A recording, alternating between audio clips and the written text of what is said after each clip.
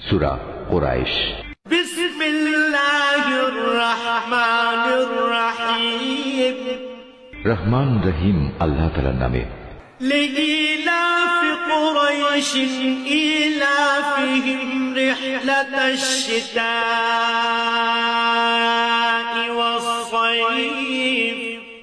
কাবার পাহারাদার কুরাইশ বংশের প্রতিরক্ষার জন্য, তাদের প্রতিরক্ষা শীত ও গরমকালের সফরের জন্য।